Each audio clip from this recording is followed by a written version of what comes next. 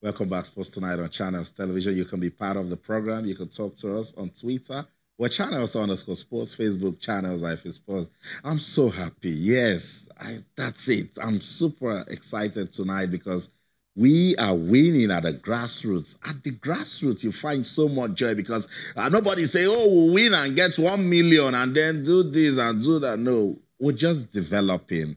And when you're developing talent, you are building a future. You're giving people an opportunity to have a peep into the future. And that's what Channels TV is trying to do. We're leading the revolution towards development of grassroots sports in Nigeria. We have the Kids Cup. We didn't rest. We said, let's get into athletics. And you guys are now saying, oh, get into this, get into that. No, it's one step at a time. We're planning, we're dreaming. We've got a vision.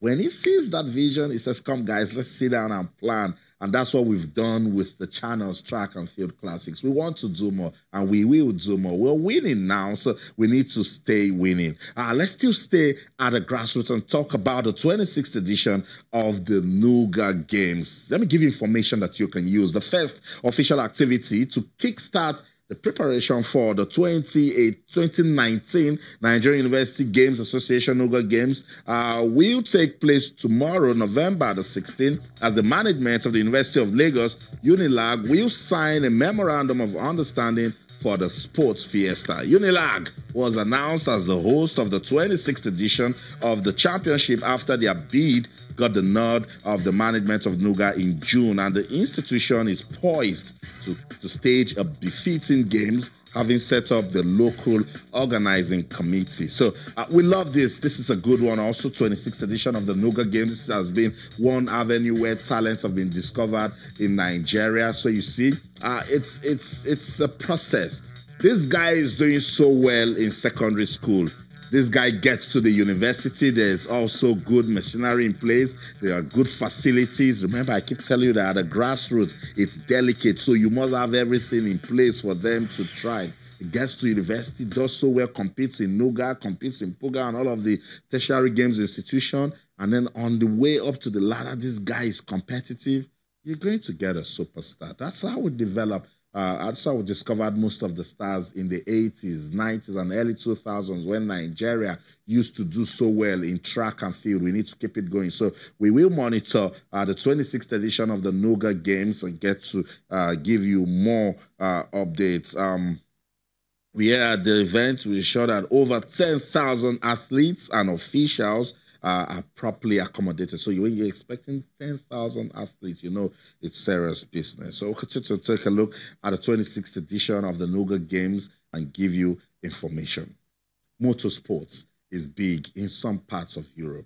It is massive. In the United States is big. In Mexico it's big. Senegal is doing so well with the Dakar Rally. We'll be trying to take a look at how we can do different sports in Nigeria so we can take the pressure of football. Last year, we tried to bring motorsport to Nigeria. Some of the cars were even designed here, and they have names like Tiger, The Rage. The first edition was done in Ondo State last year. The organizers say they are ready for the second edition. It's not your regular Formula One, but this is heartwarming because the International Federation of Automobile, they are involved in this. So if we can actually do some of this, it's going to act as a source of tourism for Nigeria. It's going to create employment opportunities. There are a lot of people that love fast cars. They love speed. So much we can do with sports in the country. So we're taking a look. We're monitoring the Walk and Play Auto Rally. It will be done tomorrow and the final on Saturday in Ondo State. So the organizers said they want to use this to develop motorsports in the country, invite international automobile corporations to be part of it, and so Nigeria can learn some of these cars. They're built here, they're fast-paced. They also have exhibition rallies also. The competition is in 3 categories: off-road, road, and bike race. The off-road race would flag off the event where sports utility vehicles have been penciled to race. It will be flagged off in Ilara, Mokin, and right there in Ondo State. So we're monitoring this. Let's see. So more like, it looks like what we see in the Dakar Rally, but more organization needs to go into it so that we can actually follow it properly.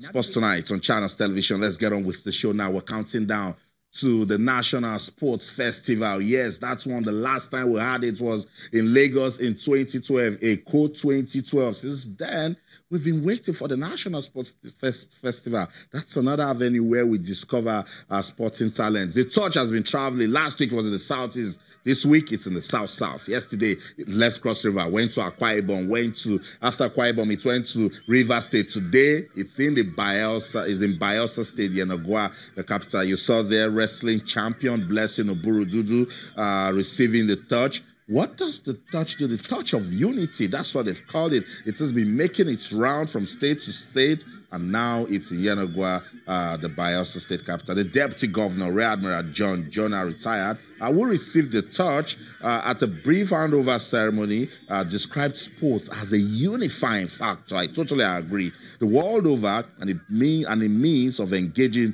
the youth in something meaningful. Let's go to Yenagoa, the Bayelsa State capital, and get talking points. When we come back, we'll talk more. Sports have been a very, very good unifying factor in this country. Not only in this country, everywhere. But in our own case, we need it even more.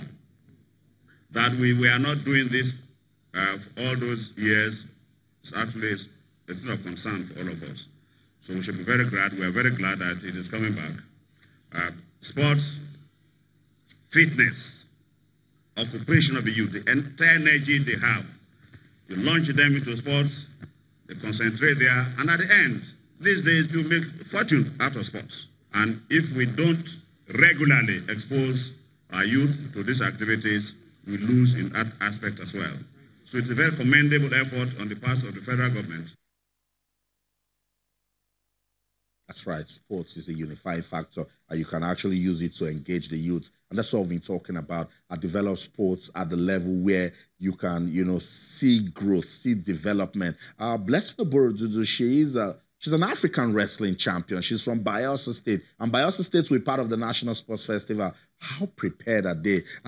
Do they have the right environment to prepare for the National Sports Festival? Blessing Oburududu, she has been there, done that. She's competed abroad. She knows what it takes to put up a winning athlete. She's not happy. Said, no, we need to do more. Let's listen to Blessing Oburududu. Right now, if you are talking about preparation, I think we are nowhere, because we are still in our own houses individually training, because we have individual sports that whereby if you fail for yourself. So individually we are training, but what will make us to do more better in the National Sports Festival is camp. We should be in the camp, because there are some new athletes that are joining the senior athletes. So being in the camp, we can groom those ones up, and we are the senior wrestlers also have focus to do well in the National Sports Festival. So, familiar story, isn't it? Preparation. Always a problem with sports in Nigeria. So we now know that the National Sports Festival is coming. States need to prepare. That's why I was saying that don't leave it to just the federation. At the state level, at the state council level, everyone should be involved in development. So Blessing Oburududu is saying, look, we need to prepare, we need to do everything. What is the state saying? Because Bayelsa State will be part of the competition.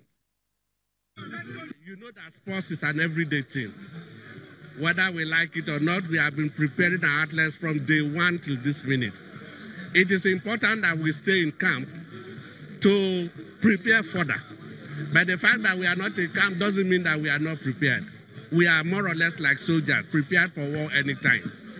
Yes, we are doing all we can to ensure that under normal circumstances, we are supposed to be in camp from last Monday. But things always do not work the way you want. But be that as it may, we are hoping we're going to come very soon. And we are assuring you that we are very prepared. Blessing says we need to prepare. Commissioner says we are ready, we are prepared, we are always prepared. So it's left for you. But hopefully we're going to see a competitive National Sports Festival. We're not just asking questions at the state level. We've also asked the Ministry for Youth and Sport. For instance, the Abuja National Stadium. it's been in deplorable state for some time now.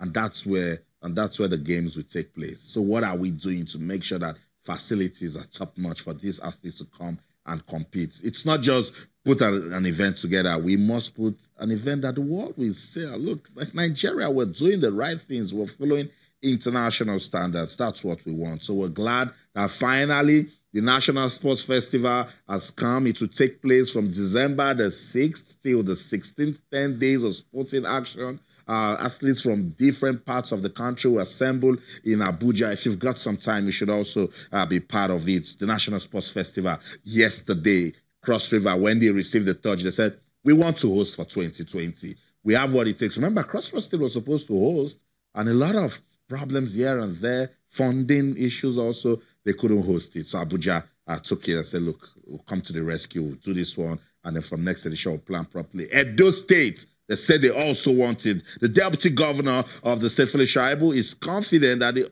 ongoing upgrade of the Samuel Ogbemudia Stadium will put it at par with some of the best in the world. The deputy governor says the facility, when completed, will, aside from hosting international matches, it will be the home to other sporting events. It says the state government will set aside a trust fund to ensure the maintenance of the facilities when completed. So let's underline that word, the maintenance, because that's where we've got a problem. We put so much money, we put up this edifice, and then we just ignore, no maintenance. Let's go to Benin and get more talking points. The Sport Commission's duty is not only to grow sport at the grassroots, but it's also to maintain those facilities. And that is why funding will not be an issue, because we are going to have a sport trust fund, and we are going to engage the private sector who are going to be part of that sport trust fund and the utilization of these funds. And these facilities will not only be sustained in terms of maintenance will not only be sustained, but we are also going to improve on what we have, because whether you like it or not, there's always a timeline for any facility that you build. So we are taking it as a challenge that we are rebuilding Samuel Ogbemudia Stadium now to meet up world-class standard. That means in another 20 years, we should not be talking about the Samuel Ogbemudia Stadium that will be ready by March. I like what I heard from the deputy governor. So now we know who to hold responsible. There is a sports commission in Edo State. Come on, Edo State, the old Bendel State, they were so dominant with sports.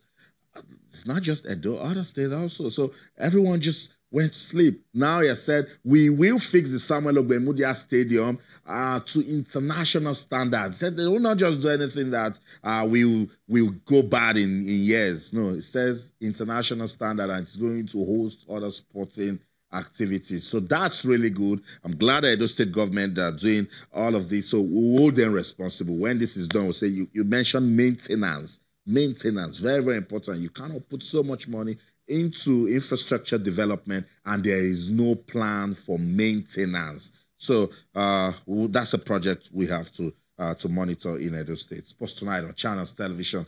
Before we go on this break, let me let you know that about an hour from now, the Super Eagles of Nigeria, they will land in South Africa, Johannesburg to be precise. They're going to take on South Africa in an AFCON qualifying match on Saturday. South Africa won the first leg 2-0. The Super Eagles, they said they are going to revenge on Saturday. Let's go on this break. When we come back, we'll listen to Coach Gernot. We've got some time. We'll read your tweets and wrap up the show. So don't go anywhere. Stay with us.